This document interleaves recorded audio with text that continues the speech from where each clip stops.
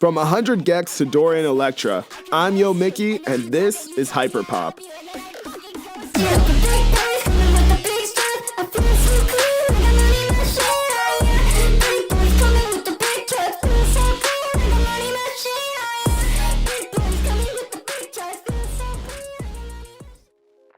Originating in the United Kingdom in the early 2010s, Hyperpop is pretty much if maximalism had a soundtrack. Sort of an avant-garde take on pop music, Hyperpop is a microgenre that doesn't just draw elements from pop, dance, hip-hop, and electronic music, but it also focuses of sort of parodying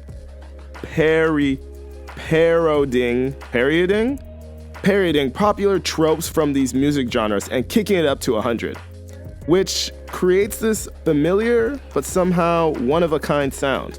The origins of the hyperpop scene are most commonly traced to the output of English musicians A.G. Cook's collective PC Music and its associated artists, most popular being Sophie and Charli XCX, who are some of the biggest names in hyperpop to date. Some other big names you might have heard of include 100 gecs, Slater, That Kid, Echo 2K, Glaive, and of course, Blade. Drain Gang!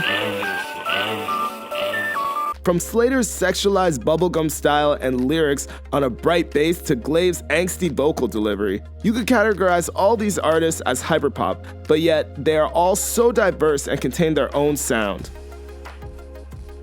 Believe it or not, it was actually Jonathan Fire Larry who coined the term hyperpop in 2017 after he skateboarded down a volcano while it was erupting at. I'm just kidding. The phrase hyperpop was actually coined by Spotify after they created a playlist with that title. Still a pretty cool name though.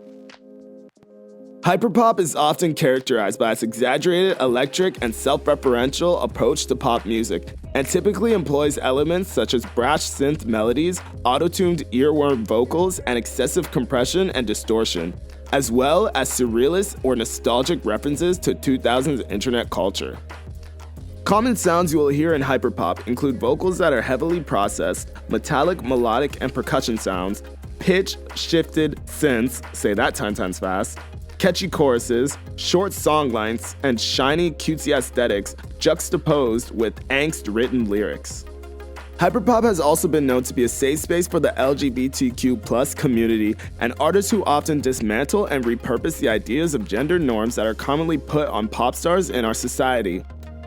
However, this has often been proved to be a challenge for hyperpop creators when attempting to get signed because of the rampant homophobia in the industry. Kim Petras, for example, has faced a lot of transphobia when trying to get signed as a growing artist, and has now since decided to stay independent. If you clicked on this video, you may already know that hyperpop has had a recent shot up to the mainstream thanks to TikTok. Before the 2020s, hyperpop was never really spoken about much in any mainstream music conversations, but after it gained popularity on TikTok, more and more people started asking, "What's hyperpop?" Oh my god, title drop. Oh my god, he did a title drop. Oh, it's a title drop. Honestly. I did it. I did the title drop. No one was expecting the title to drop. Oh man. What? Oh jeez. Oh my god. In mid to late 2020, TikTok saw a rise in the popularity of hyperpop songs, mainly being used on the alt side of TikTok, also called alt TikTok. Videos with the hashtag hyperpop have accumulated nearly 400 million views on TikTok.